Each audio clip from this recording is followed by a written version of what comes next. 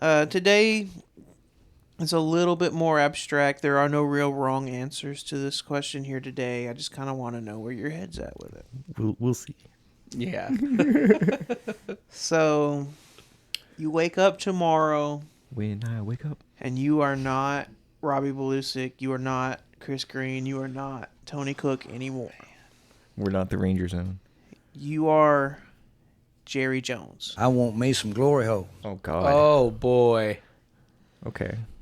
So I think like Jerry Jones thinks. I don't think like I think. Yes. So we're Okay. basically, y'all seen Down to Earth? Yes. So we're basically down to earthing into Jerry Jones' body. So you still think like you. Oh, okay. Yes. You're still Okay. you. I'm still me, but I'm just in So- Jerry Somebody Jones' else's body. skin. So what do you do?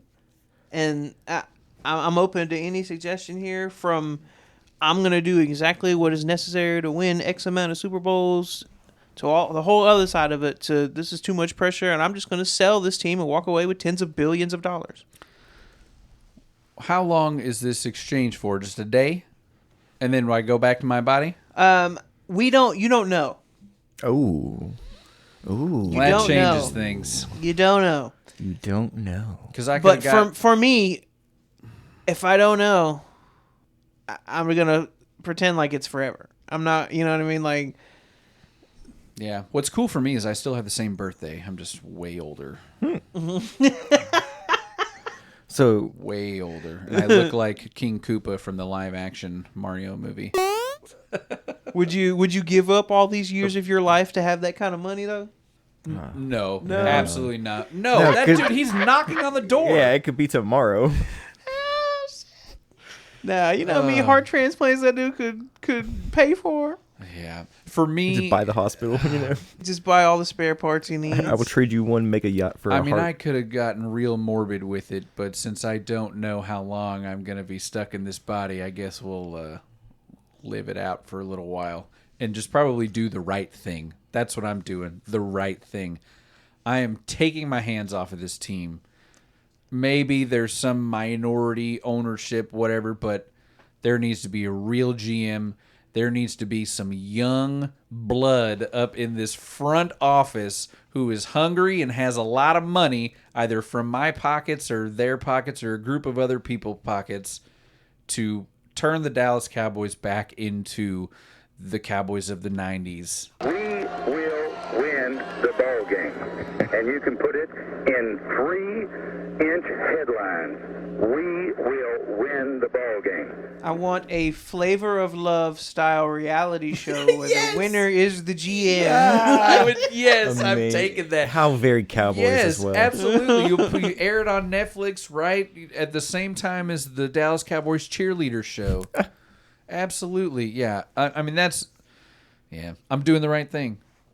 And it can't go to Charlotte, No.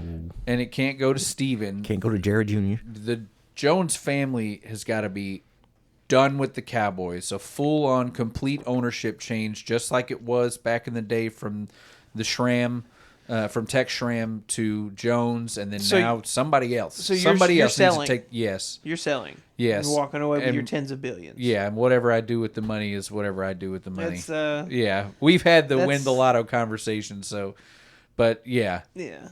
for the sake of, and because I'm me, and that's one of the reasons I think Jerry can't do it. He can't see past, I mean, he's him to a fault. He can't see past just his hunger and thirst and lust and love for the game and the team to know that to really help this team, you got to it's Harry and the Hendersons. You got to let it go. If you love them, you got to let it go. I feel like it would be difficult to sell if I was Jerry Jones in that position, and I'm me, and I care about the Cowboys the way I do. I feel like it would be difficult to sell because an individual or group that's going to have that kind of money are probably some sinister mother effers. Oh, yeah. Yeah, You man. know, I'm not trying to be Mark Cuban and selling to the devil here, Yeah.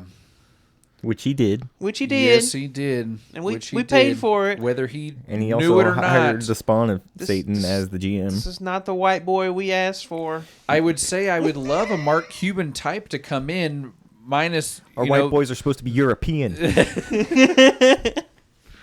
I just Yeah. So one very specific thing that I would want to do. Y'all know how the Masters and their food items are like very specific, unchanging, and they're all very, very cheap. Yeah. Oh yeah. Super cheap. I want to simplify menus at Cowboy games. I mean, we're talking about just burgers, dogs, fries, nachos, peanuts, the very, very basics. And everything's $5. Okay. Beer, hot dogs, hamburgers, everything is $5. You have a 5 beer limit, and you have to purchase your alcohol through your ticket. Okay. And so that's how it's registered. Is each ticket that you have has allotted five beers. It's like a Dave and Buster's game card kind of thing. Yeah, pretty much. almost. And all tickets are digital now anyway, so Yeah. That keeps people from having $100 worth of beer and That's destroying the place. And their liver. Yeah. I would say you're going to have a problem with people giving beers to other people, but you're going to have that anywhere. That's part of the nature of the beast. If the limit is 5, even giving beers to folks, it's going to put some kind of cap on it. You know what I mean? Yeah, absolutely. So I think. So okay, did you guys hear that the Lakers sold? Yeah. Yes. They sold for, I believe, $10 billion. That's a pretty penny. Cowboys would double that. Probably. Oh, okay. I was thinking maybe the last valuation of the Cowboys had them at about $11 billion, but To actually sell it? Yeah, but because they had the Lakers, a few billion less than that, and they just sold for 10. So the Cowboys would sell for at least 15. Right. In 1989, Jerry paid $140 million for this franchise. The return on investment was just one of the best ever. Insane. Yeah, I know. So I would just channel the Steve Miller band and Take the money and run. yeah, man. Yeah, that's good. It'd be best for all involved. I get my money. The family's set for ever and ever. Yeah, I think I'm putting Will McClay as the GM for sure. No? Oh, really? New I'm blood. cleaning New house. Oh, you're blood. cleaning house. I don't know if I would fire Will McClay, but I'm definitely getting a new GM. Who do you work for? The Cowboys? Not anymore, bitch. Not even. Damn. I'm only one left. Have you Cleaning Have house. y'all listened to the Fan at all lately? They were just they're fawning over Brian Schottenheimer. Why? Because this man's a media darling so far, and so they're all just buying it. They're all just salivating, and I'm just y'all need to get ready to be disappointed. This guy is vanilla pudding inside of a manila envelope. Get out of here. This is a fucking quarterbacks coach. That's our head Preach. coach. Calm down, Ain't people. that the truth? You're never going to get a good head coach with the No. front office. No. the way it's Absolutely set up, not. so. A good Absolutely coach not. needs a lot of control, and Jerry doesn't want to do that. That's another. That's another reason why you got to step away. You got to step away. The last time Jerry had a coach that had control was the Tuna, and the Tuna hated every minute he was here, just about. So, And so did Cherry. Yep. yeah, that's true. Yeah, it really it was sucked. it was contentious from the moment he was hired. Best thing he did was get rid of Quincy Carter, though. Yeah, that's true. Not that Quincy Carter was total ass or anything. It just paved the way for Tony Romo to stay on the team. What are y'all's expectations for this season coming up? For the Cowboys? Yeah, for the record. I have no expectations. We're going to be fighting with the Giants for the worst team in the division. Oh, really? I was thinking more like 500. We're We'll be going to lucky. 18 games this year, right? Oh my God, are we? I Or think is I it heard that. 17? I know it's been 17, but I thought I had heard that they might. I don't know if that's implemented next year. I don't know. I'd have to look into that. But yeah, I wouldn't It's expect definitely coming. no more than 6 wins, dude. It's going to be bad. It's not going to happen for this upcoming season. You mean George Pickens wasn't the key to the Super Bowl win this year? And I the way the offensive line looks, I could see Dak getting hurt. Damn, man. I didn't think about the O-line. You're right. We have our reclamation project running back as well. We have no offensive line and no running game. So Feels like we haven't had a running game since Zeke's like third year in the league. My God. Miles Sanders, Javonte Williams, Deuce Vaughn, Jadon Blue. That's terrible. Yeah, man. That's so bad. Like Deuce Vaughn's the only dude I've heard of, and he's bad. You know Miles Sanders. I do. Yeah, Miles Sanders. He was on the Eagles, and then he was on the Panthers last season. Was he on the Eagles Super Bowl team? Ooh, maybe. I don't know. They've been to the Super Bowl a bunch lately. Was he push and tush? Probably. And then Javonte Williams was the rookie from... He's not a rookie anymore, but from Denver. Oh. I think Denver drafted him, and he was with Denver for 3 seasons. And now he's with us. Because he got injured after his first season, something real bad. It was like an ACL. I think it was like a dual like ACL and MCL. It was a freak thing, and then he came back, and he's been middling. Was it you, Tony, that told me like 2014 DeMarco Murray was one of like the best north-south running backs you've ever seen? Like if he broke through the line, it was over kind of thing? I mean, it's hard to tell just because there's so much space. So much space. Yeah. But yeah, he was built for that type of run blocking scheme that we had at the time. Like it's kind of like how Le'Veon Bell was with the Steelers. It's just like you are built for this type of offense, and the way that we're doing things is built around you. I'm looking at the schedule right now. If y'all want to, we can wrap this one up. Unless anyone has any final thoughts on their Jerry for a day or for the life. Basically, do the right thing, sell a team. Yeah. Don't make somebody else freaking possess your body, possess your mummified corpse. It would be so interesting to see what the Cowboys would sell for, because like, when's the last time the most valuable sports team was sold? I don't think it was the Cowboys last time they sold. I don't think they were the most valuable at the time. I bet we'll see it in our lifetime. You think so? Yeah. You think when Steven gets it, you don't think he's going to hold on to it? I don't. Or the conglomeration of the Joneses? I don't think so. It's fine with me. We can we'll wrap this one up. I'll go through the schedule, and we can just win loss. Okay. Well, now we have to be sad. Yep. That's okay, because we have a good episode in front of us. So, all right, week 1 at Philadelphia.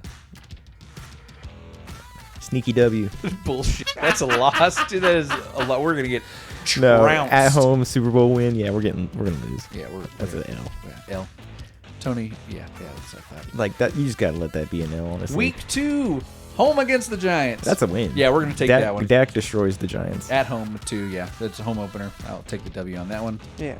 All right. Week 3 at the Chicago Bears. That's a big ass fucking L. Yeah, dude, we're gonna lose that one. We are losing that Bears organization is going to destroy us. You think that's gonna be the coming out party? They're gonna be so pissed off at Eberflus. They're gonna put up 40. Yeah. Fair. Okay, so we're 1-2. Yeah, we're gonna hang up in the Great Midwest here because we're coming back home to play Green Bay. L. 1-3. Yeah, and then we are at the New York Jets. That's a W.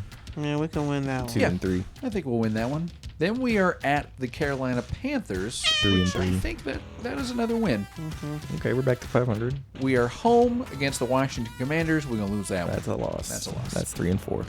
Then we are at the Denver Broncos. You can flip a coin. I'm gonna say W. L. Oh, Denver's on their way up, man. Yeah, I would. The Cowboys don't historically play that great against Denver. I would say in the last 10 years or so. Homer Road doesn't matter.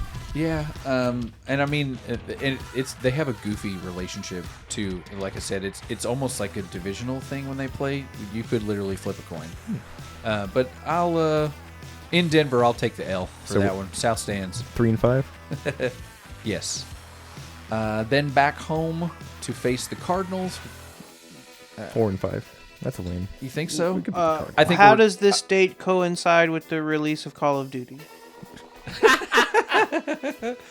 That's November 3rd when we are against the Cardinals at home. I think we're going to screw up and lose this game. Really? Yep. Okay. I think we're going to be coming off of that loss in Denver and be like, oh, thank God we have the Cardinals. This is a real winnable game. And it's Trap game? Yeah. No, not necessarily a trap game. Just like, they'll be better than that. yeah, but it's going to be penalties or some dumb shit. 3-6. Yeah. Then we have a bye. Hooray! 3-7. We did. Week 10 bye. All right, then week 11 at the Raiders. I'm going to take the sneaky dub on this. You can't lose that game. Yeah, I'm taking the dub. Okay. Taking the 4-6. It's going to be an ugly win, too, I think. I don't think it's going to be like we're happy about winning this game. No. Then we are home against the Eagles. We're losing that game as well. Yeah, We're that's losing awesome. both against the So Eagles. that's 4-7? Yes. Then home, we're staying home to face Kansas City. Is this Thanksgiving? This is Thanksgiving. That's a win. Really? It's Thanksgiving. It's the Chiefs. It's Thanksgiving. Yeah. The Chiefs are tired, man. It's the NFL, They're tired. and it's Suck on Thanksgiving. Patrick Mahomes is not losing on Yeah. Thanksgiving in the NFL. He's tired. I'm siding with Tony on this one. This is No. November. You We- can take him if like, you want him, no. but I don't think so. The refs are gonna have a few extra penalties up their butts, and Yeah. that'll be the difference. All right, week 14 at the Lions. Is that 9 losses now? Yep. Then week 15 home against the Vikings. L. Yep. L. Then we've got 4 and 10. 4-10. Yeah. If we're counting that Kansas City as a loss, that's 4-10. Week 17. Sorry, excuse me. 16. Home against the Chargers. L. Yeah. Yeah. Yeah. L. That team's gonna be running the crap out of the football come late November. Yeah, and they, as we saw last year, our run defense, and just historically, is atrocious. Week 17 at the Commanders. We'll lose in that one too. Yep. 4 wins.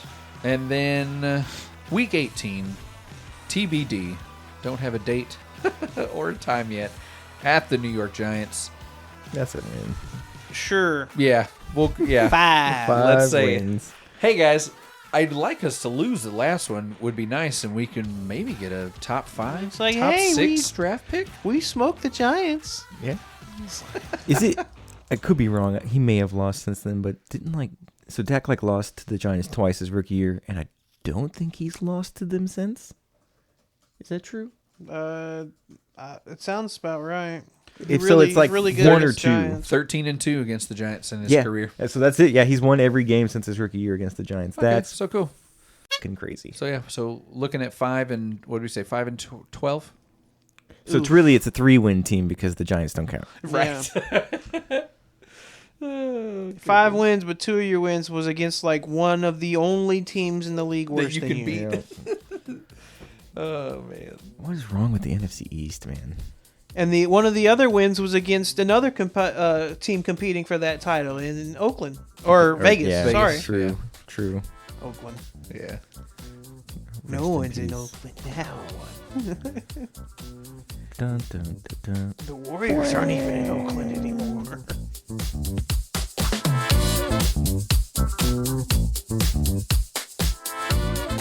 Welcome everybody to the Rangers Zone.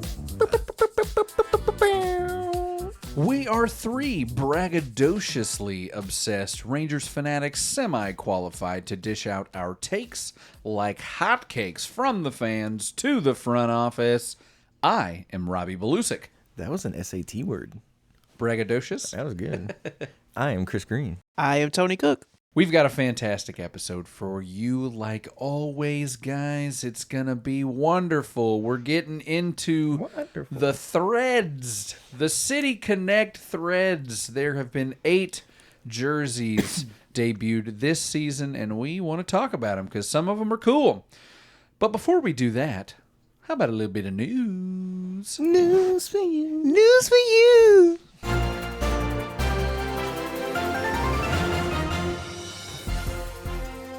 Ripping off the top of the news Speaking of here. shoes.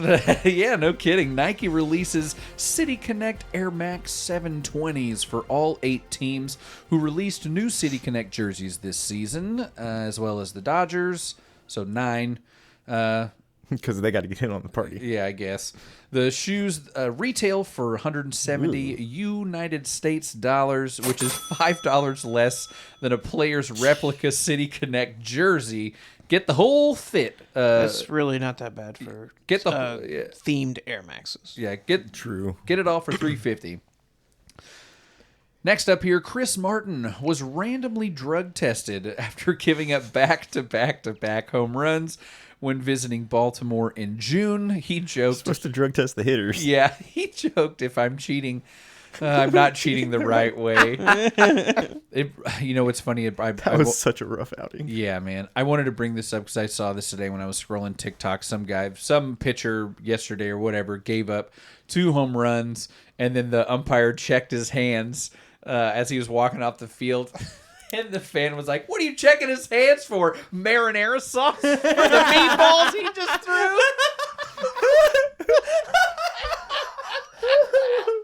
Oh my god! I think I saved it. So if I did save it, I'll put it in the show notes. Because dude, I died laughing. Oh man. This past weekend, for us at least, was Hall of Fame weekend for Elvis Andrus.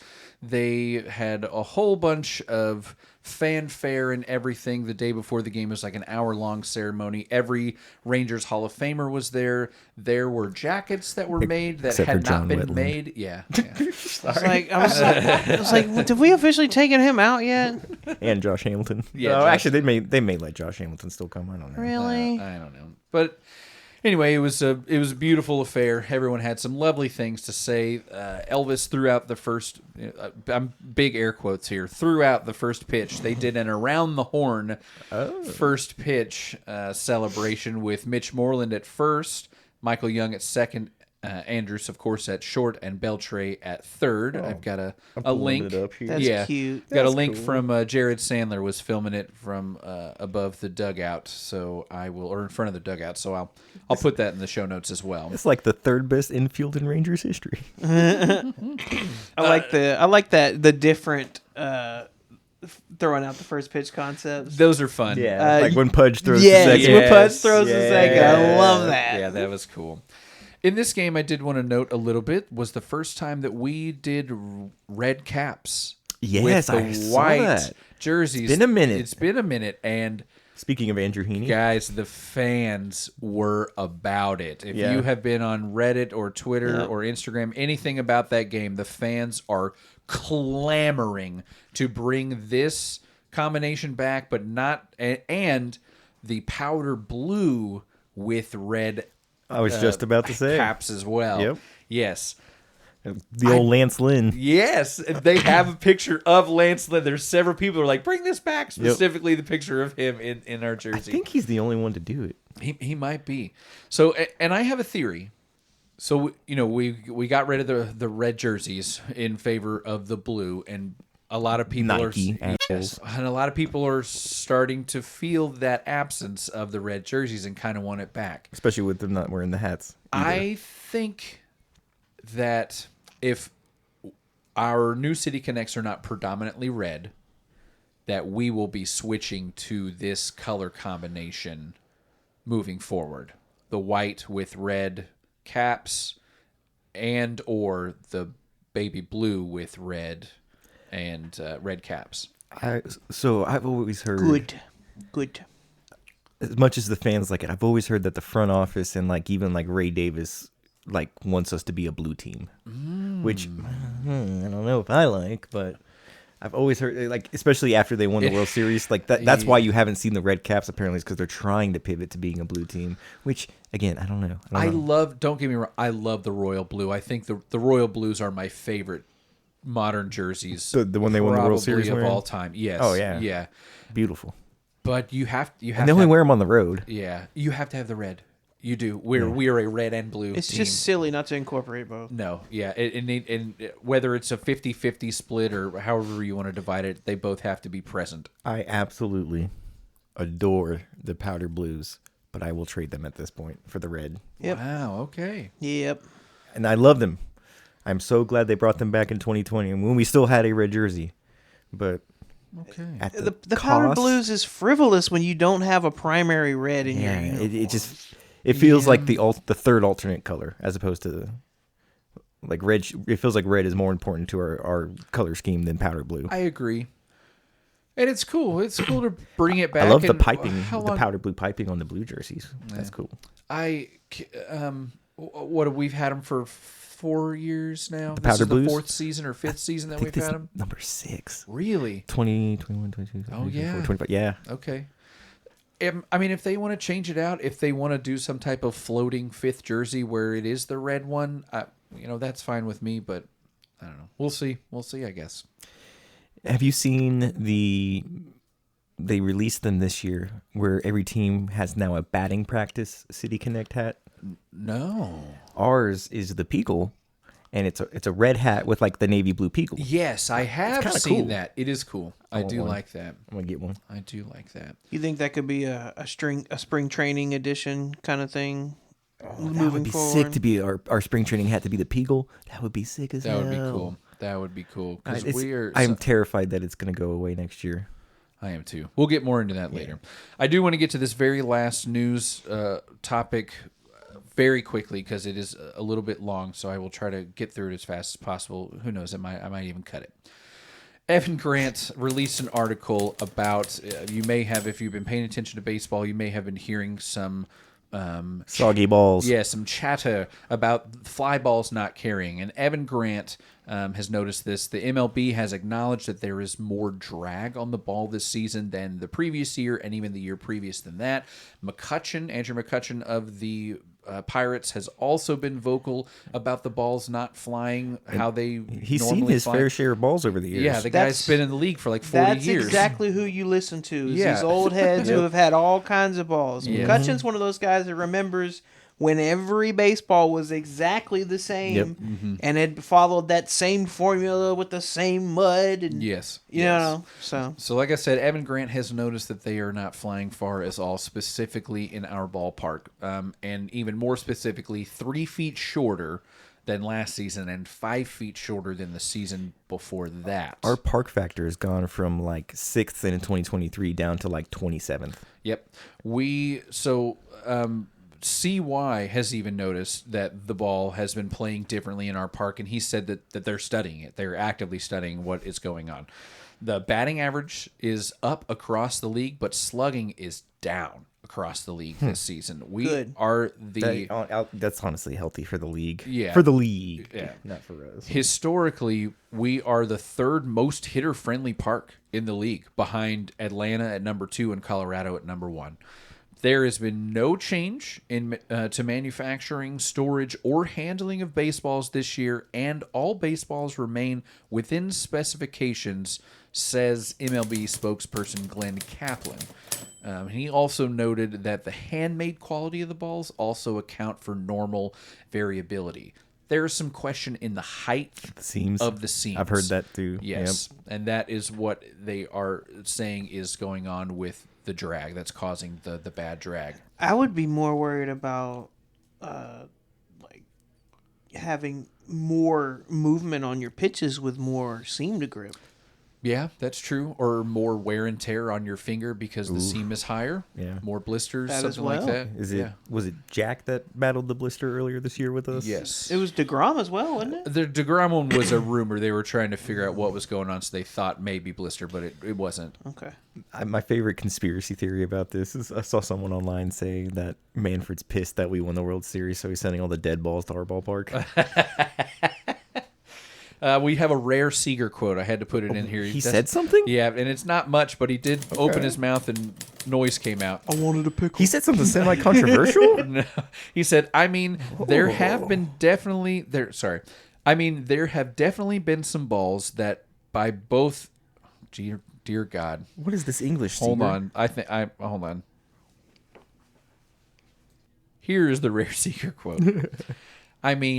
There have definitely been some balls hit by both us and opposing teams that were going to be out of the park, and they weren't. Wild. Wild stuff from Corey. Just the fact that he spoke. And then Bombi followed it up. This is the issue in summation. Yes. And Bombi followed it up with a pretty eloquent quote here. I just feel like it's playing bigger. I just feel like it's playing bigger this year, it being our park. It feels like I hit the ball last year or 2 years ago and it was gone. Now maybe it's off the wall or caught.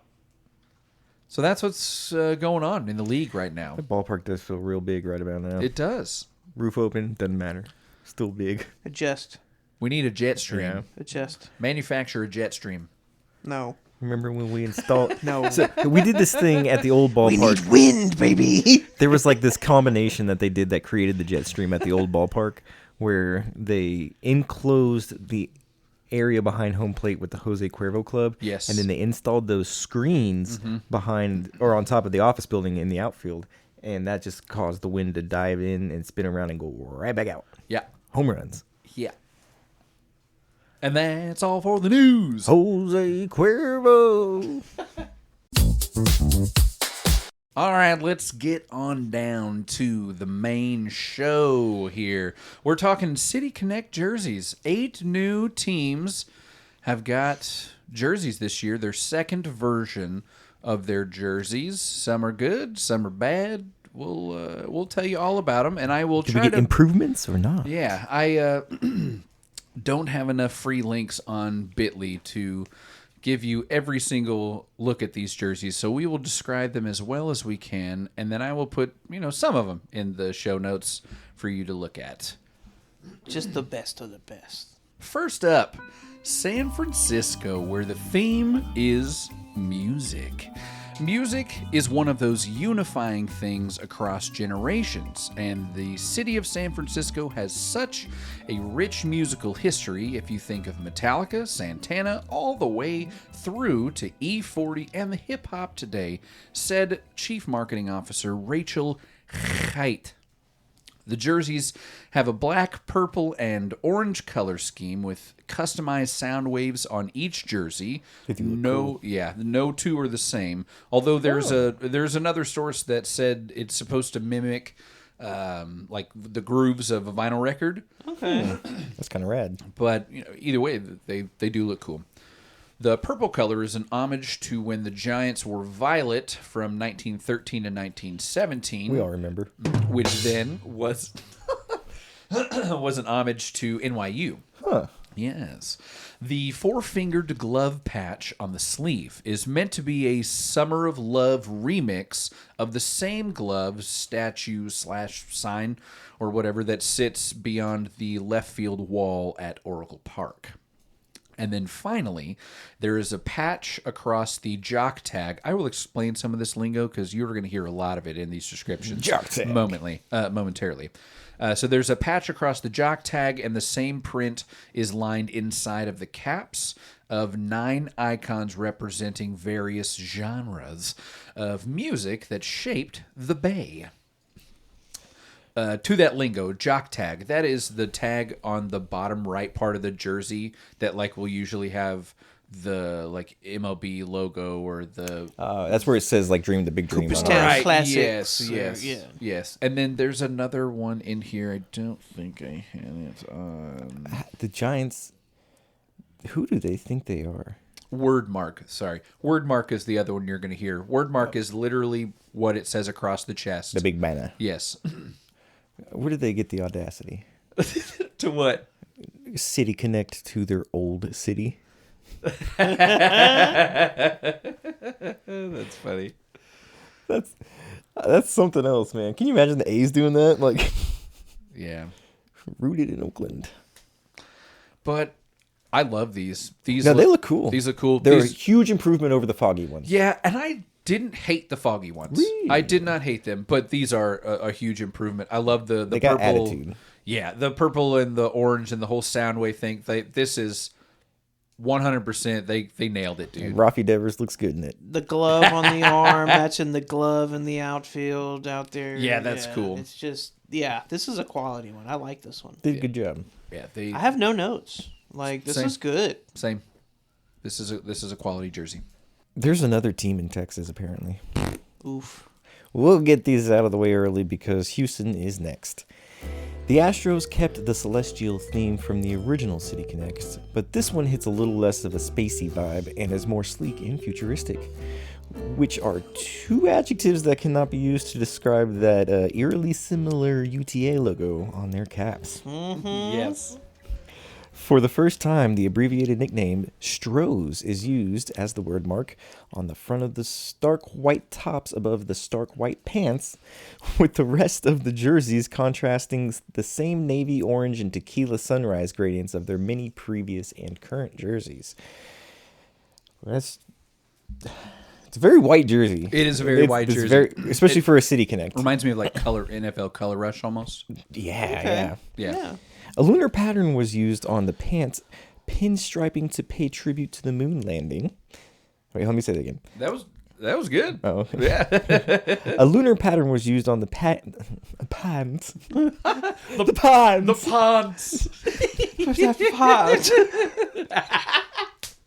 All of this is taken. Every minute.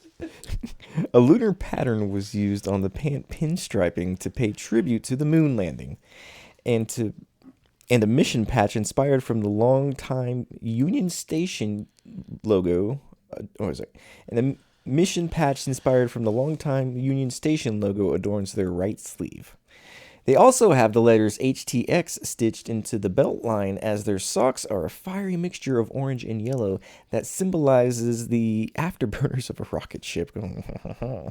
Side note, the marketing team spelled fiery wrong in the promo image. Oh my goodness. Yep. They did. When I was typing this up. Is it F-E-I? It is supposed to be spelled F-I-E-R-Y, and they spelled it F-I-R-E-Y. Hooray. Friary. Fiery. Like they're Irish or something. But yeah, because I was pulling stuff straight from the It's teams. fiery. Exactly. And I was like, that's not how you spell that word. And then I looked at multiple sources. That 100% is going in the show notes. It will live on the internet forever. You big blunderous fools. Can I give you my hot take? Spider-Man! My hot take on these uniforms? Go for it. They're better. I don't think they're better. I do. So the Stros, the word mark that they use, that's cool. While the hat does definitely look like UTA, the Stros word mark, it kind of reminds me of that mid-90s Randy Johnson uniform that they wore. I thought this was more of a lateral move. The Space Cities were good. I enjoyed the Space Cities more as a City Connect jersey. Yes. This took more of that away. Yeah, I kind of thought they were gonna do something wild with it. It's less busy than Space City. Yeah, but less City Connecty at the same time. Yeah, that's true. They kind of really just made a different alternate jersey. Which if they want to use this for an alternate, that'd be cool for them. This doesn't feel like do. City Connect. It just feels like a nice little flary kind of. Yeah. It's like too clean, I guess, almost. Yeah. Yes. It's way too clean. Especially for some dirty cheaters. I like it. I like it. Prefer that to their other one for sure, though. Oh. Still. Okay. All right. Speaking of downgrades. Yes. Next, we cross intra-league lines to our nation's capital and visit the Nationals. Their theme incorporate elements of the district, officially named the District Blueprint.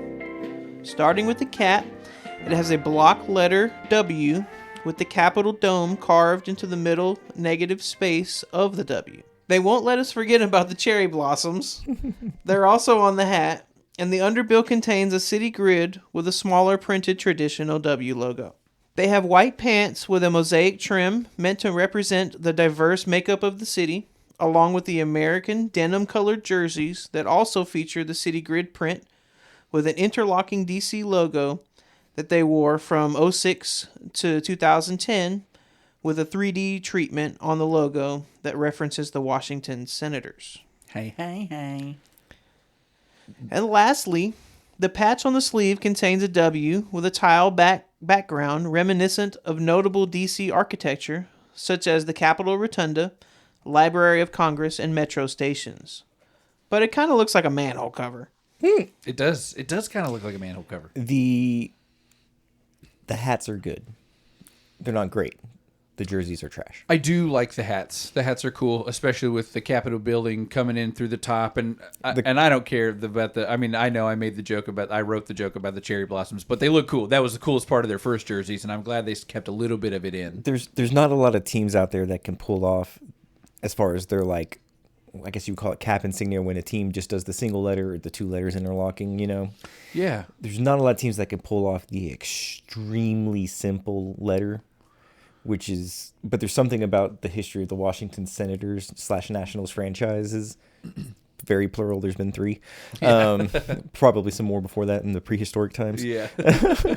But it's just so ingrained in their history that every time they bring that out or feature that, I always think it's a win. Especially over the Walgreens W.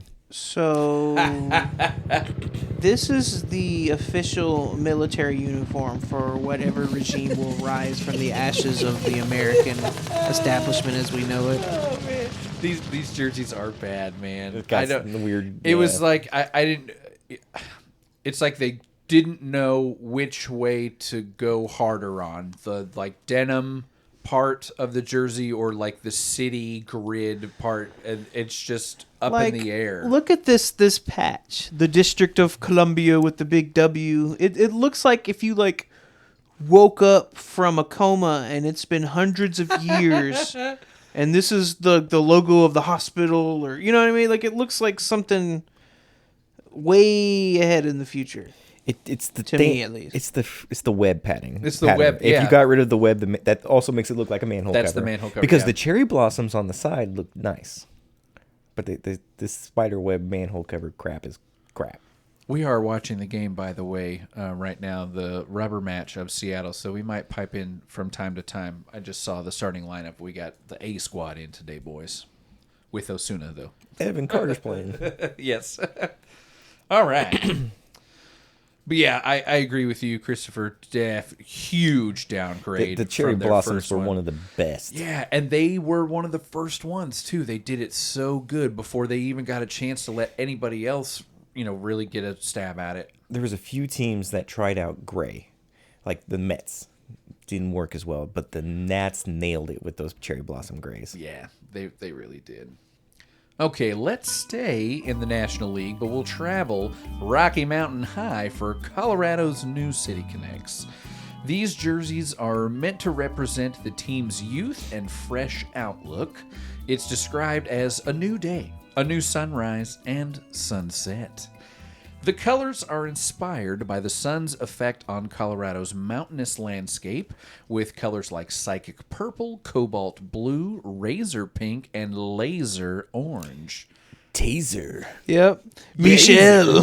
When I was writing this, I was like, I hope I know exactly where they're going. Rocky's VP of Community. I don't think that guy's breathing. Stilanovskevich.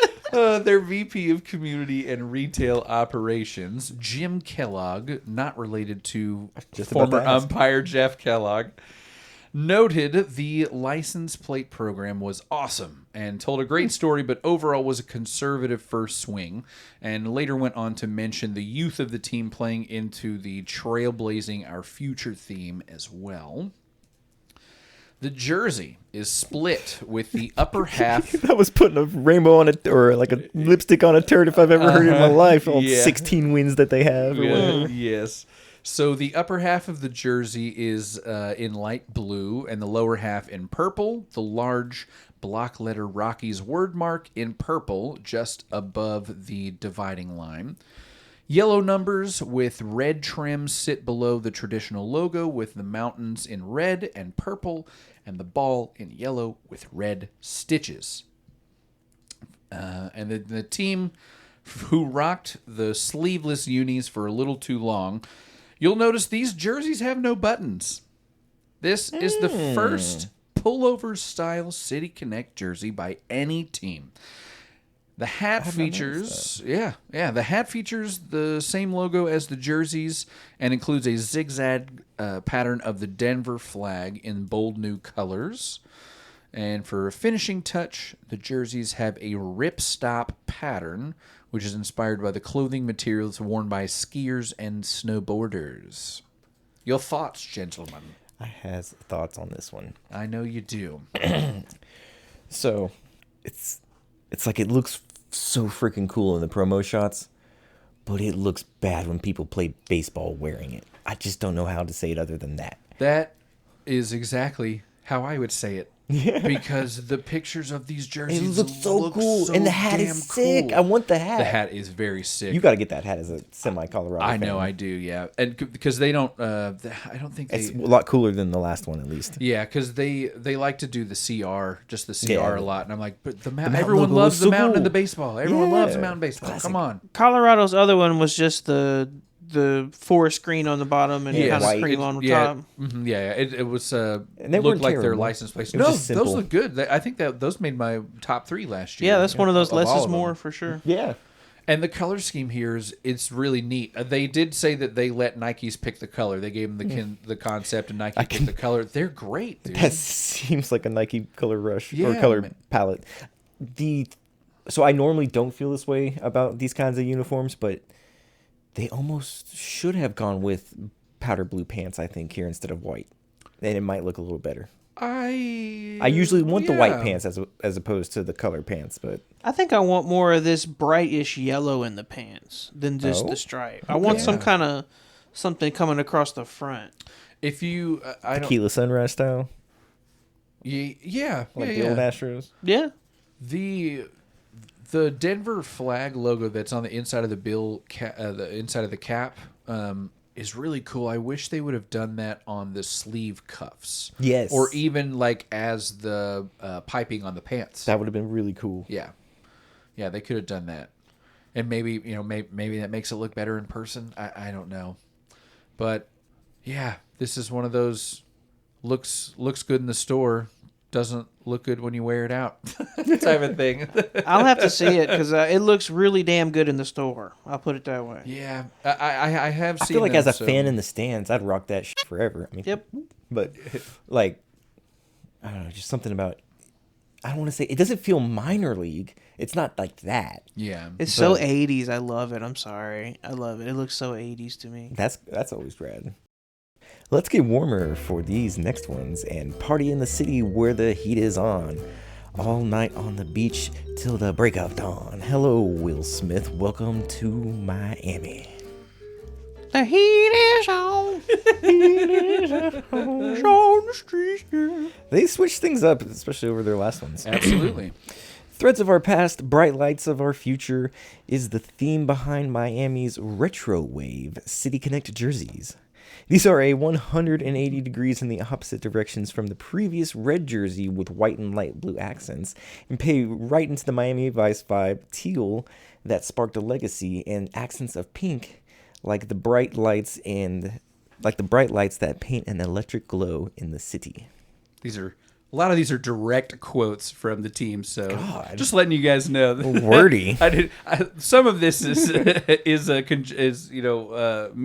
editorializing, but some of it is straight up from them, so you can hear just how goofy they describe some of these things. Their new black jerseys feature teal and pink horizontal pinstripes starting from the left side and fading into the back. Fading to black in the middle, and display the numbers and Miami wordmark in teal with pink piping across the front. White pants accompany the black tops and have a pink to teal gradient pinstripe down the seam. The logo on the cap sports the area code 305 with the Marlins logo jumping across through the 0. This is the first time that the team has incorporated any area code into their jersey. Lastly, the jock tag is an iconic 80s striped pink sun logo with a teal state of Florida and the letters MIA. Vibes well with the rebrand that they did about a half decade ago or so. Yeah. Too well. Yeah. It just looks like a modern alternate. This is, I feel like, what everyone thought that they would do for the first one. So it's nice that they did do this one, because I would have felt as a Marlins fan, I would have felt robbed of not doing this Miami Vice neon pink and blue thing. Are they not over it by now? No, dude, that is It lives forever. Yeah, man, that's the heartbeat of that of that whole place down there. So that and taking bath salts and eating people's faces. Right. And iguanas falling out of trees. They, I think that their previous City Connect was the very first City Connect, if I remember correctly. Really? And I just loved it to death, though. I loved the old one because it was so different. I think I had it on my top 5. So I definitely missed that one. I don't think they're wearing it anymore because I know some of these teams are keeping both of their City Connects or something like that. Neat. I know Boston is. Yeah, Boston. They still wear the other ones. They wear the marathon jerseys. That is their new alternate. They liked it so much they just kept it. Which it's a sick jersey. If that's the Rangers' solution to keeping the Peagle, I would sacrifice the powder blues. Oh, me too. To keep the current City Connects. Me too. That's a harder choice than the red. I don't kill the Peagle. I feel like the fans aren't going to be with you on it. What I don't think so what either. if what we mentioned earlier is the alternative? We're like, all right, it's not a regular jersey anymore, but it's our primary spring training uniform. The Peagle, spring training. Peagle all the time. logo, at least, yeah. No, I want it in. I want to wear that in the playoffs. Oh, right, for real. No, like nobody wears them in the playoffs. And that's interesting. No, playoffs. Playoffs. We're talking about playoffs. Practice. One thing I don't like about not a game. Miami's not a game.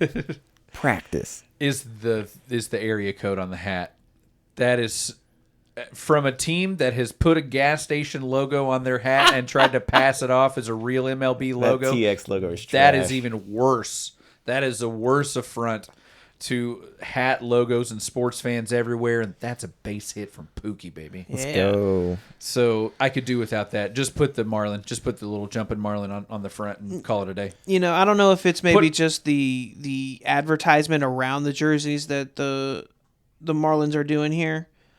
But to me, it just looks like the highlights when they're showing you what the next Sports Center highlights are going to be when they come back from break. Yeah, that's what this like crap looks like. Yeah, it's like a little.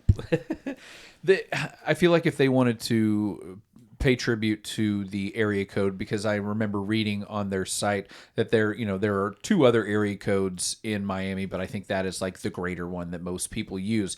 They could have put that down on the jock tag. They could have put all 3 of them on the jock tag, maybe not made it so busy or whatever. Yeah. And, maybe not included MIA on there and done the 3 area codes instead, and then, not fumbled the bag on the hat so hard. This is just almost as bad as more of the same. That Detroit Tigers City Connect hat that just says Detroit. Yeah. Oh, I got the good one, folks. I know you do. Cheap ass Jerry Reinsdorf. Hey, to me, it's a major improvement over the other ones. Cheap ass Jerry Reinsdorf done come through for the folks this time. He did. Jerry Reinsdorf Gave the people what they wanted. was not going to let an opportunity pass by to remind the people that he owns both the White Sox and the Chicago Bulls. If Michael Jordan can't play for the team, he'll just put him in the Bulls uniforms. Yep. In the Sox latest and first of its kind City Connect jersey that features the past of 2 franchises, the White Sox and Michael Jordan. Bred in Chicago, the official name of the White Sox City Connects, and it shows. The red jersey contains black vertical pinstripes akin to the Bulls Classics 95 through 97 uniforms. Gosh, those are good unis. They were some of the best of all time in the NBA. It's not just because they were so good. They really were good. Yeah. And the Chicago wordmark across the front echoes the lettering from the team's wordmark of the 30s. Yeah. So I did have a question for you, because I feel like the Bulls had something similar at the time, or not at the time, but in their past, right? The how the White Sox now in their City Connect have Chicago across the front in the big. Okay. When Jordan first got there in the that's what I mid thought. to late 80s. Because it didn't mention that in there. It just mentioned the whole the White Sox had it in the 30s. I was like, well, the Bulls did it too. That's what I think I recognize it from. But I digress. The neckline features 9 championship years, and the word Southside are etched on the double red piping at the base of the black sleeves. The black brim and red billed hat is also home to a newly designed winged sock logo and draws inspiration from the teams in the 50s as well as the 90s Bulls. The cherry on top of this unique jersey combination is the marriage of the Sox and Bulls logos on the jock tag. Again, another groundbreaking design feature never done by any MLB team before for any jersey. These are So good. This is. I understand why they look nobody's ever cool as done hell. it because it's just so much red tag and for these different regimes. It's almost like you have to different own both of the organizations. franchises to be able to pull it off. I mean, that's understand true. why he's. It's a win in Rome thing for Right, sure. yeah. I mean, but like they came out of the gate swinging with this with the same veracity and velocity as Tampa Bay did their first ones. I feel like these are S tier City Connect jerseys. Yeah, they're ones you can wear to the park 30 years from now and just be like, oh yeah, Yeah, fans are going to get buried in these things. Yes. Like they should never take these things off. They are very good, and I didn't hate their first ones. I thought that they were certainly trying to do a less is more, very minimalist thing. I liked the font in the logo that they used. You could just but I mean, hear the Alan Parsons Project playing. yes. You know, yeah. If you you know how they've got all these like championships listed on the neckline here. Yeah. If you read this incorrectly, it almost looks like they won back-to-back championships in 2005 and 2006. But it was actually 99 years apart. Hold on, Jordan. Okay, Jordan, call me over here. Yes, babe. Hey, will you unlock the garage door? I sure will. Okay. All right, bye. I love it. These pants look like the windbreaker warm-up pants for NBA as well. You see the pants. The universal concern is the pant. You've seen the one where the guy's sitting in the chair. I mean, it's just totally Oh, basketball. there we go. Okay. You see Oh it? yeah, dude. It just looks like warm-up pants. I just Put these folks in Jordans when they wear these on the court or on the field. On the pardon me. field. make sure it's a night game too, because God, I don't want to wear these black pants in the sun. Ooh, yeah. So the last ones that they had previously, I really liked the black jersey with the white pinstriping. Mm-hmm. But where it said Southside, I always felt like the font that they used kind of looked like the 90s S that everybody would draw. Oh. And so the Super S. yeah, because of that yes. association in my mind, I could never like fully buy into those. That's funny. That's so funny. But I know those were also like very well received, and a lot of people liked those. They were, yeah. So two for two on yeah, this White Chicago Sox White are Sox. 2 for 2, which is a shame because they're too bad their baseball team's not better. Hey, they're better than last year, which is not saying something. That is it looks like this guy is wearing Adidas in the promotion for this. I gotta say that is a huge He sure is. misstep on their part. Whoa. Wow. For these guys not to be wearing Jordans in this thing Wait. is an issue for me. Look at these Adidas closer. I mean, that's clearly an painted- Adidas logo, right? It is, but I don't think those are red shoes. I think they photoshopped those red. Oh, wow. Yeah, I think you're right. We might. I'm zooming in here and like that looks like a shoe that was photoshopped. Like y'all said this was just upper body today, and y'all got me sitting down with these shoes on. Because the other dude, I'm pretty sure, is wearing Jordans. Yeah, these are Jordans that I don't even know who that is. Luis Robert? This guy and the other guy sitting in the chair. Oh, boy. We got a scandal on our Yep. hands, guys. Do some investigative journalism. Y'all done messed up. We was giving you all the flowers. Okay, for our next to last City Connects, we're shipping off to Boston. From Boston. The Red Sox new City Connect theme might be the most Bostonian thing that brings their community together, Fenway Park, and specifically the Green Monster. Officially titled Fenway Greens, these jerseys look more than they took more than 2 years to create in order to get the Green Monster green just right. The Red Sox wordmark and back jersey numbers are a tribute to the hand-painted lettering and numbers that hang on the scoreboard. And then the back numbers even have a little notches carved out of the tops where, like you would hang a nail on it. Cool. It's yeah. cool. The circular B patch that sits on the sleeve is a tribute to the scoring lights, also a part of the scoreboard.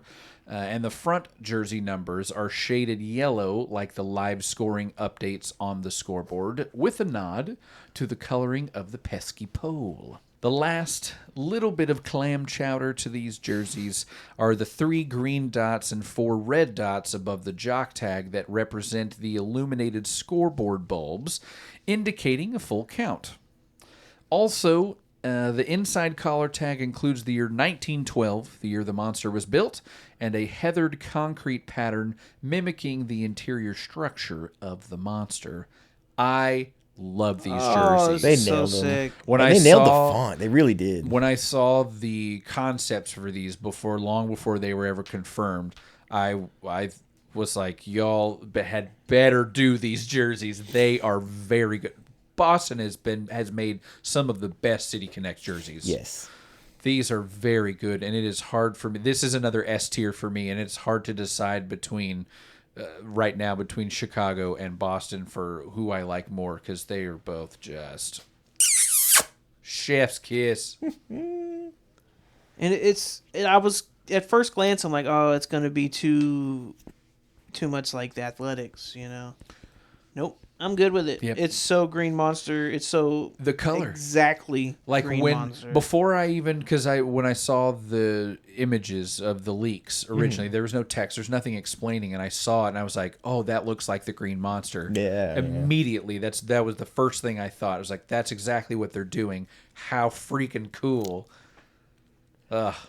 I mean, between that and the marathon, they're nailing the assignment, at least as far as City Connect goes. Yeah. Yeah, I agree.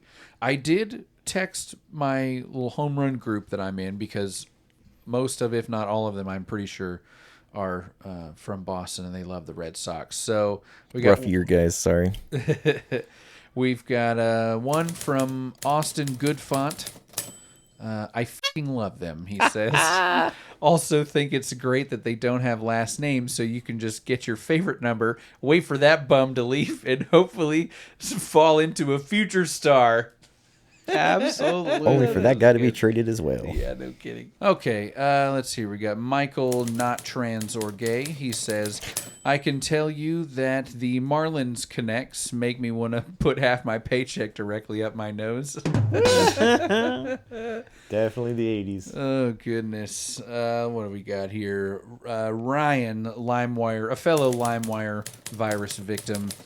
I love the greens a lot. Those and the Rays are 1A and 1B for me. Mm-hmm. Fair. And then he said that Walker would be teeing it up at Fenway today. I'm pretty sure that was unrelated to the jerseys. Walker's teeing it up as in the batter's teeing off him? I don't know. Because that dude sucked in his last outing. Maybe that's it. He had a straight major league meltdown. Yeah.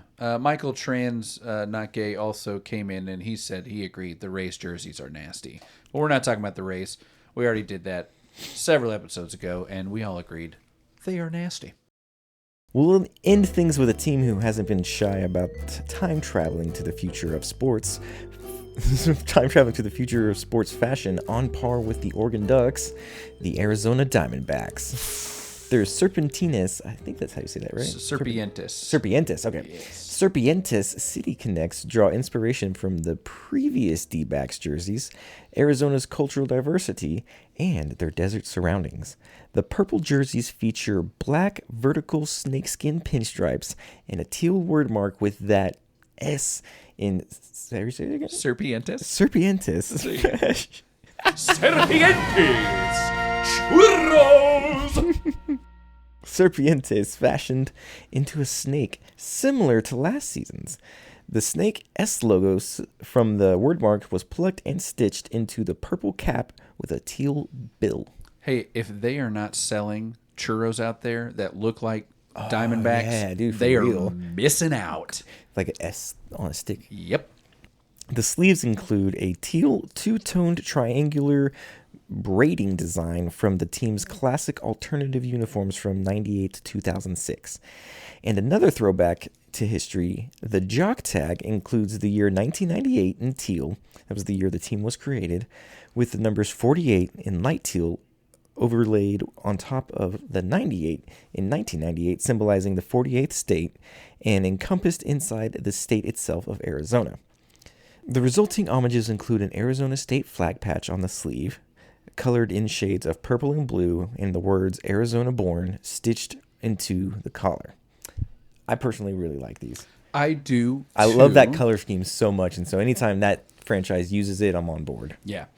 What they did with the like the zigzag braiding, the triangular braiding. Serpientes? Yes, Yes. Really get that in there. The triangular braiding that they use on the arm cuffs is what Colorado should have done. Yeah, theirs for as real. well, because they just put that on the inside of the bill, And nobody can see it. no one can see it, and I love that. Like Yeah, that that's is good. that is quintessential Diamondbacks jersey, and they have always had great jerseys, man. They've always had some really good ones. The Not whole afraid to try something new. never, and I think they were like one of the first ones to like get a little kooky with their jerseys when they started having that like neon blue in there, and they changed up their whole pattern and started putting like snakeskin, that like gradient thing going on too. And This is like if Salazar Greinke jerseys. Slytherin had dropped acid. That's good.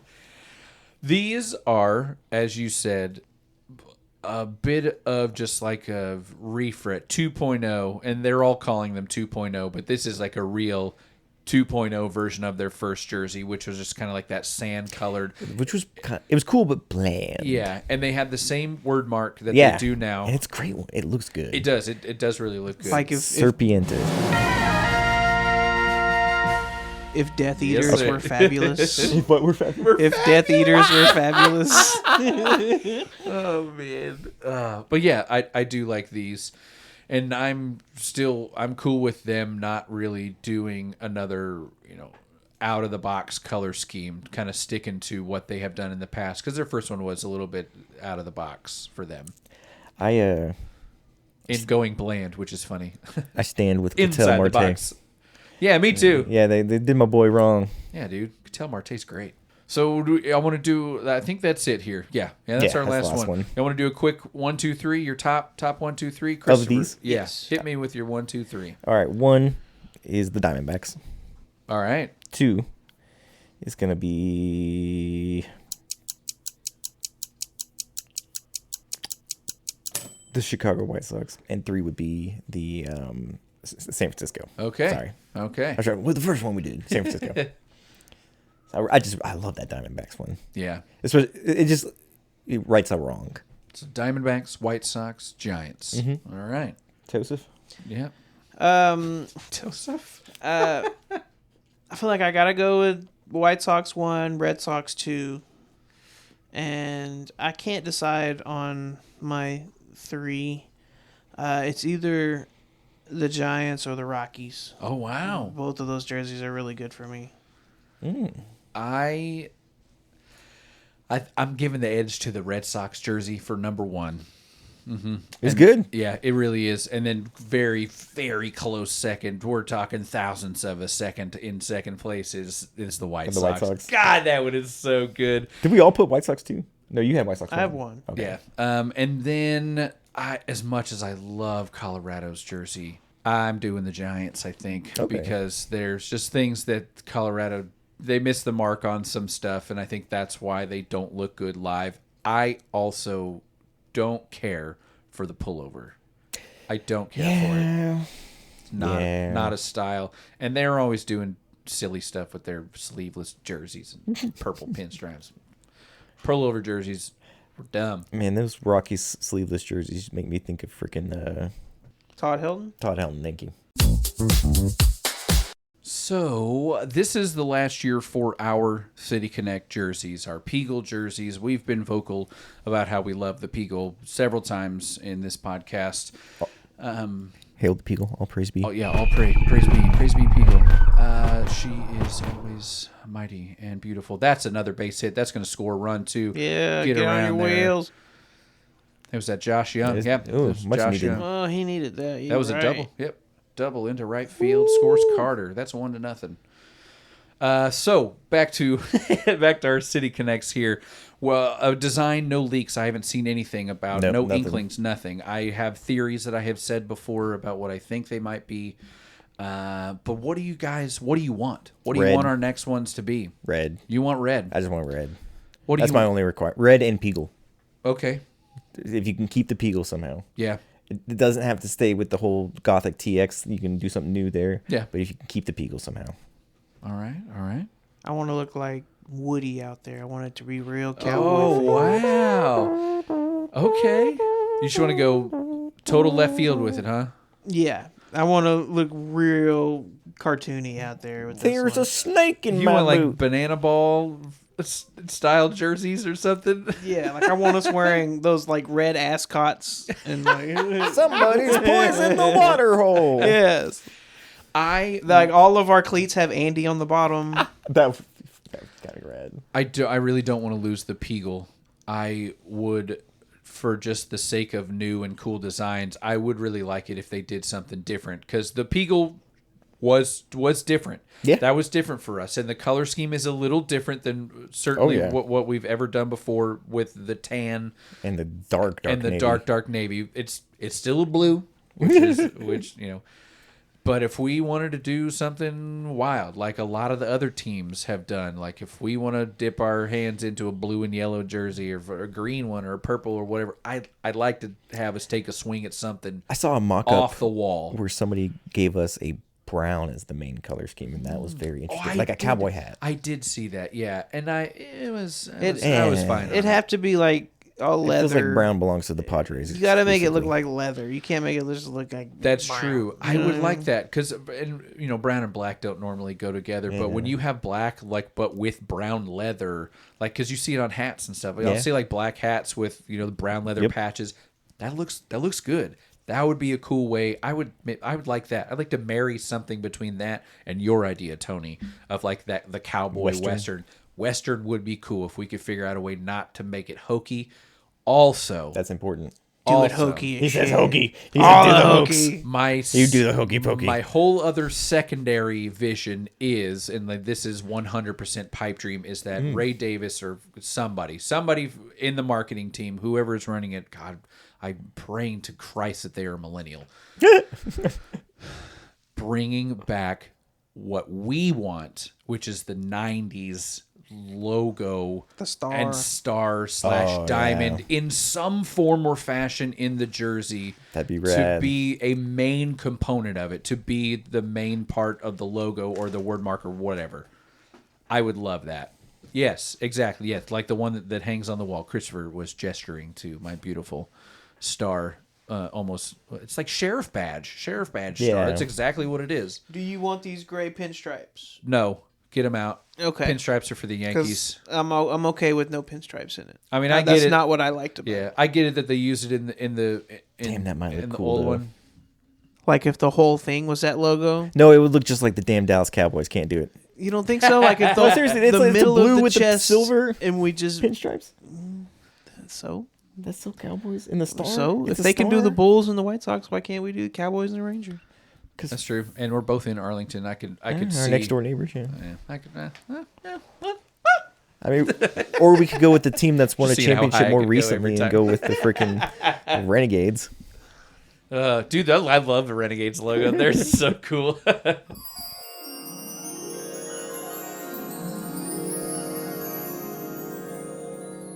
All right, I got a link for y'all. Okay. We're gonna make this one short and sweet. Okay.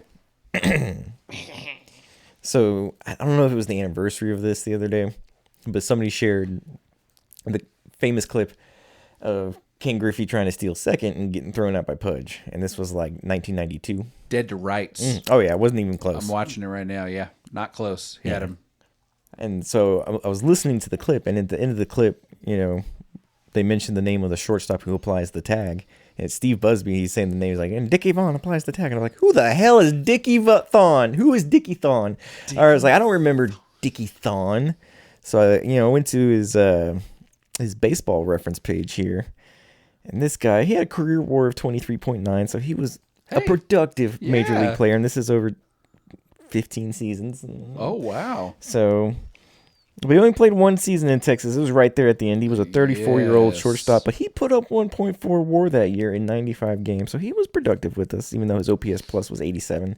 So he's really leaning on that glove. But so I'm just curious for the old heads if they're like, yeah, dude, Dickie Thon. You don't remember Dickie Thon? I mean, this was before I was born, but Ask your pops kind of thing. So famous Rangers shortstop, up there with Bucky Dent, who also played for the Rangers at one point, I believe. Bucky's and Dickies. Bucky's and Dickies. Yeah. Slapped 15 doubles in only 95 games. That's not bad at all. No. That's probably why that's what's keeping the upper end of that OPS and slug. Because the slug that year is 367, which is, oof. Looks like he played exclusively shortstop and pinch hit. So my man had 3 triples. Damn. 4 triples a year before, 4 triples a year before, 4 triples a year before that. He led the league in triples in 1982. This guy was triple hitting dude. How many bases does he steal? You got to be fast to be hitting triples. Though he had a couple years. Had a couple years where he's putting up some steals, but yeah, I do see that. He spent most of his time in the Houston Astros dungeon. That was really I'm looking at his steals now. Very well. 82, 83 is like his very weird. 37 all-star and 34. 1 year. Finished 7th in MVP voting.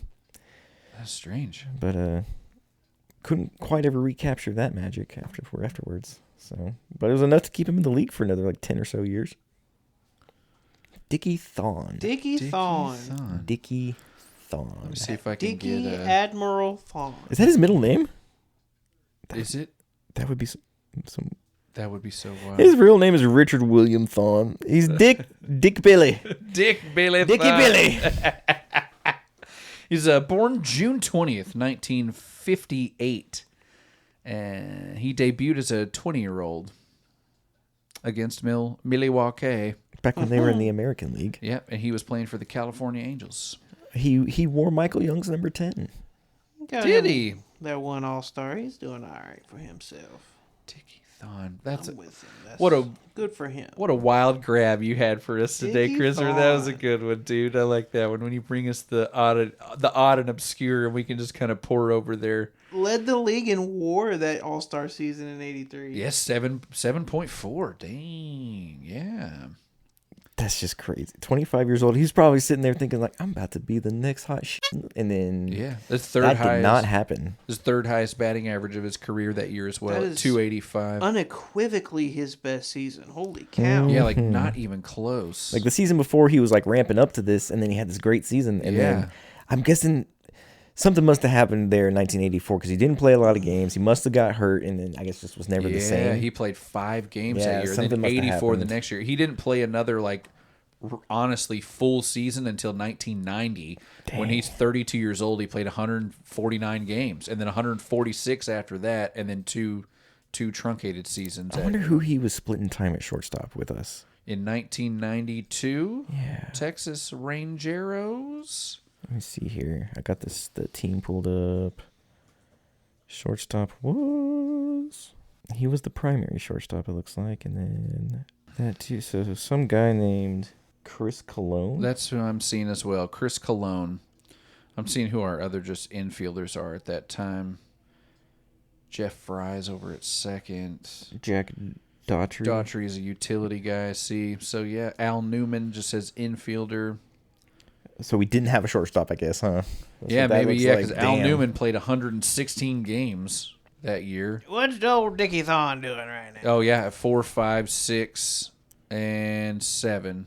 God, that's bad. So the lineup of this team was this in no particular order, but this is actually in numerical order for the positions. But Vaughn Rodriguez, Palmeiro, Jeff Fry, Dickie Thon, Dean Palmer, Kevin Reimer, Juan Gonzalez, Ruben Sierra, and Brian Downing. That's a good offensive team. Yeah, looks like Mario Diaz also spent some time at short that year as well.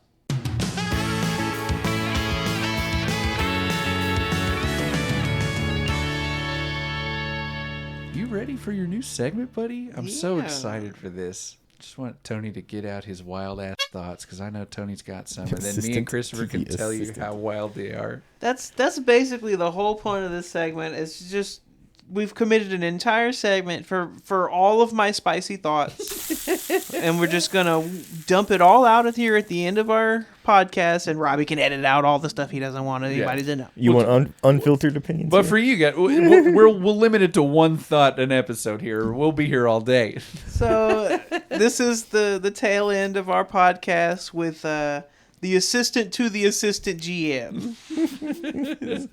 Basically, my opinions on this are going to stretch from the high end of this is who we need to be moving around on the field, and the coaches, these are the changes that need to be made, to all the way on the other side of the spectrum of, hey, the concessions suck in this section. Let's spruce this up over here a little bit, and everything in between. Right. Today, as we're about a month away from the trade deadline, I'm gonna give you a couple of spicy takes and some somewhat plausible scenarios. Tony said fire sale. For some trade dumps and acquisitions here. We can't get PCA, Tony. We already told you.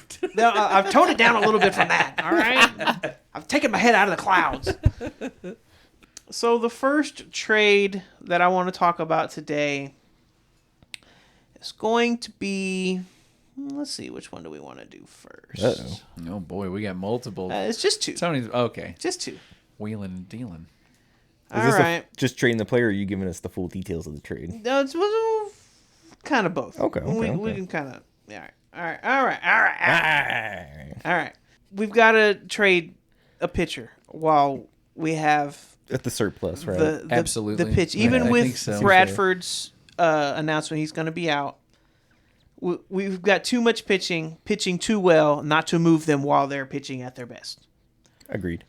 I would say that if he can figure out this shoulder injury, Tyler Mahle is still our best option, considering True. We are going to need Corbin as a left-hander now. Yes. I'm agreeing with you here. Mm-hmm. So, okay. I am also on board on this train. I would like to package Tyler Mahle, who would be a rental for whichever team is acquiring him. True. Right. It's definitely a contender. Tyler Mahle. Here it comes. Marcus Semien. I'm off the train. Right, Shut the hell up. Marcus Semien. We have unhooked the thing that connects the cars to the trains and are drifting into the ravine. People have to want the people you're trading, people. I know. Keep going. Okay. So, and then to sweeten the deal, I threw in a somewhat promising offensive prospect for us. Let's see if I can not screw up his name here.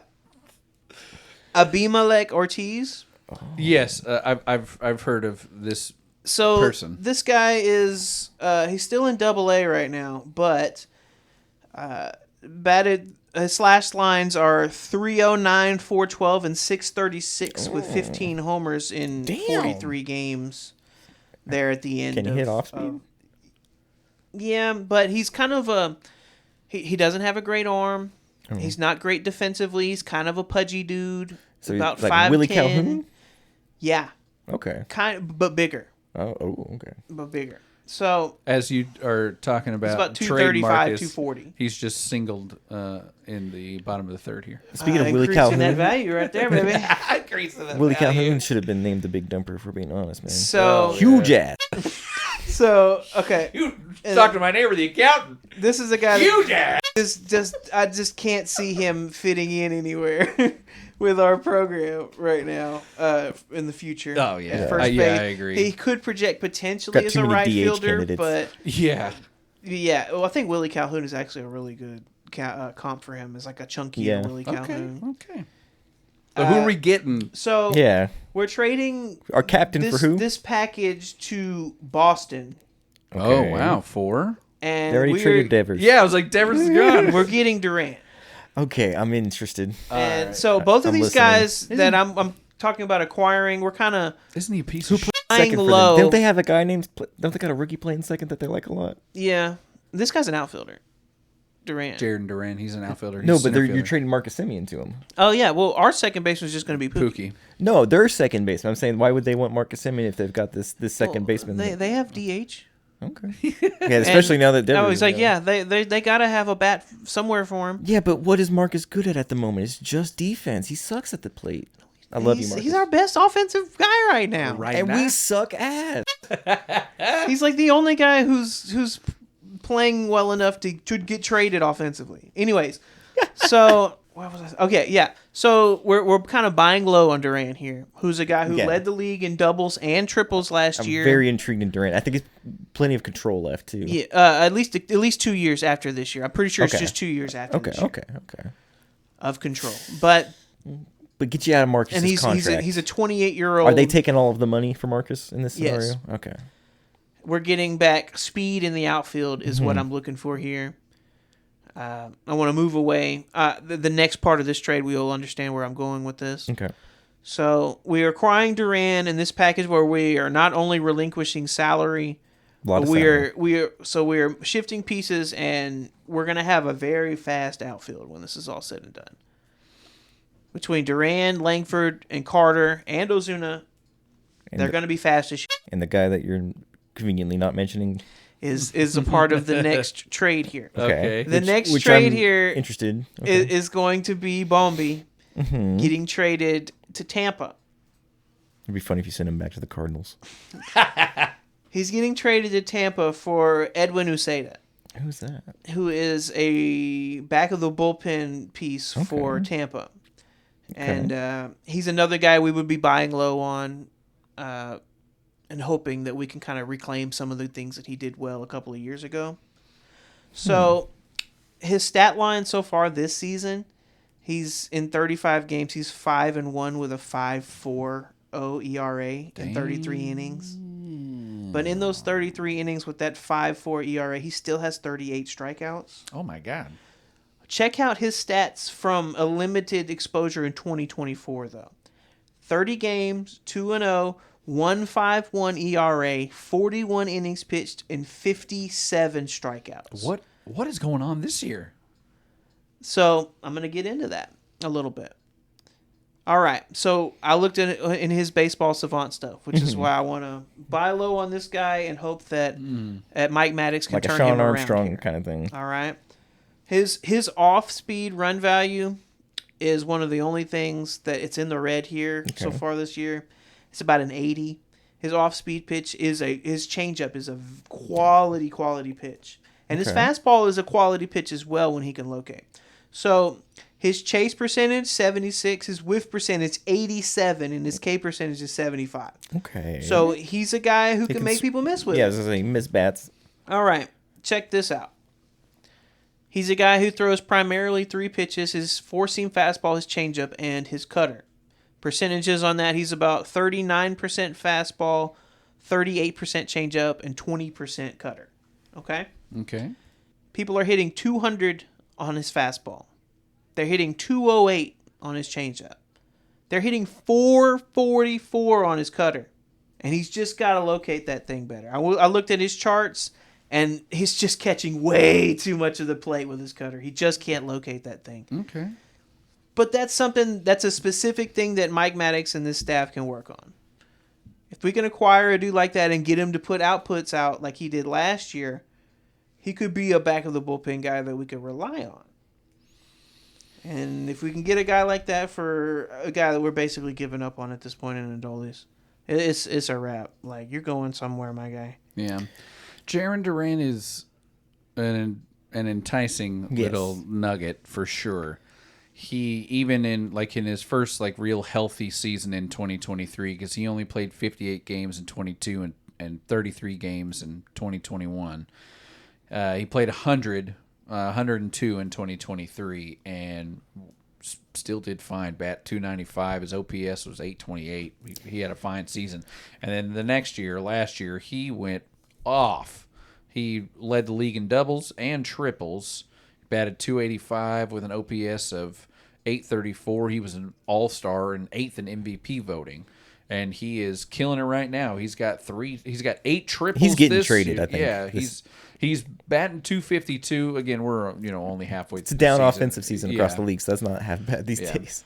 But yeah, he is certainly an interesting little nugget. Are we giving up too much for him? So No, we're not. Because we're getting him for 3 years. We only have him for 3 years. He's got 1 year that Boston has already paid for his last year of arbitration, or his first year of arbitration, which they have got him for $8 million, I think, and then 2 more seasons of arbitration, and then that's it. And then he's an unrestricted free agent. I've got one kind of intangibles beef with this? Oh no, he's got like 4 years of arbitration. Weirdly. Oh, okay, good. So, but I mean, yeah, we would get him next year, where he has a club option that they picked up for $8 million. It's yes, no, yes. Sorry, $8 million, and then the next 2 years, 27 and 28. Your offense would have no veteran mainstays. It'd be besides Corey Seager. Oh yeah, It's pretty much the only one you need. I don't know. I could also argue that Josh Smith is approaching veteran mainstay. Josh Young is trying to become that, but But they're both still young. Yeah, they're both so. I mean, they both have won a World Series. Corey is also not that type of guy in the clubhouse. True, and Marcus I feel Semien very much is. And then Adolis, when he's on, at least, is your rah-rah guy. Who's the other person we could do that makes this enticing as Josh Young fumbles the ball at third base over here? Damn it. Could it be Young? That boy ain't right. What if it's Young? That's my. You think we could get even more? That's my third baseman now. I know, but Pookie could play third base. Damn it, you're right. He can play anywhere. I want him to kind of just remain the first baseman. He's been playing some damn good first He base. really has. What if it's Berger? What if you turn Berger around? That's fine. I'm okay with Is that. Berger enough for that? They have who's their first baseman, Tristan Casas, which I know they're not. He's in hurt, love, but they're not in love with. Yeah, he was struggling with. They were talking about having him DH earlier in the season and possibly even trade bait because they didn't know what to do with Rafael Devers yet. I think Berger's a good option if you want to do Berger and Malley and then the prospect for Jarren Duran. It might It'd have to be a little more. Yeah, I was going to say it might be a little light. There would need to be somebody else. I But need an arm from him too. I do like the prospect of Give us Garrett Duran. Crochet. No.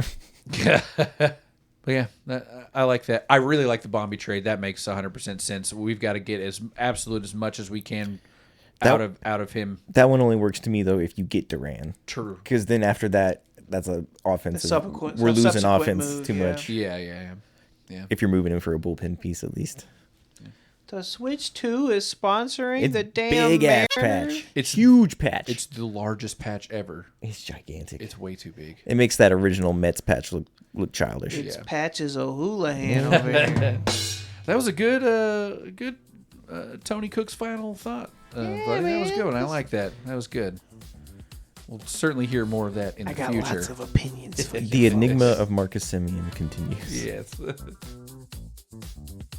Well, thank you, dear listener, for playing along with another episode of The Ranger Zone. Danger zone. It always means a great deal that you take the time to spend the time with us, a brood of Quasimodos. I thought that said Quizmos. Nope. Quiznos. Great personalities, but faces that require paper bags to be out in public. Justice! Equinox. As always, you can keep up with us trying to keep up with social media on Instagram, Twitter, and YouTube at Ranger Zone Pod. That is at Ranger Zone Pod. Pod stands for podcast. It does. We're worth a follow for all of Christopher's and Tony's and mine nonsense alone. And of course, you can listen to us just about anywhere you listen to your podcast. Thank you again. This has been the Ranger Zone. I have been Robbie Belusic. I have been Chris Green. I have been Tony Cook. And that is the way the baseball go. We'll see you next year, Wash.